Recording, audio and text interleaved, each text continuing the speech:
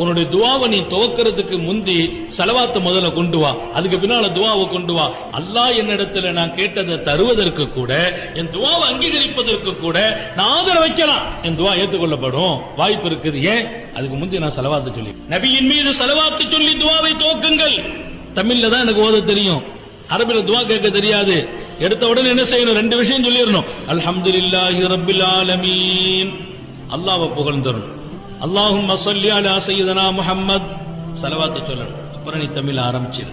ரப்பே அதை செய்திரு, இதை கொடு, இதை செய்யி, வாழ்க்கையின் தரத்தை உயர்த்து, என்ன வேணும் உனக்கு கேள். ஆனால் கேட்பதற்கு முன்பு அல்லாஹ்ட்ட நபியின் மீது ஸலவாத்து சொல்லிவிட்டு கேள். அவனுக்கு என்ன பிரியம்னா, என் ஹபீபின் மீது நீ ஸலவாத்து சொல்லி இருக்கிற, அதுக்கு பின்னால கேட்டிருக்கிற, இப்ப நான் கொடுக்கலன்னா அது நல்லப்படாதுங்கிறான். சர்க்காரை ஆலம் ஸல்லல்லாஹு அலைஹி வஸல்லத்தின் மீது ஸலவாத்து சொல்வதை அடிப்படை. Download ShareChat.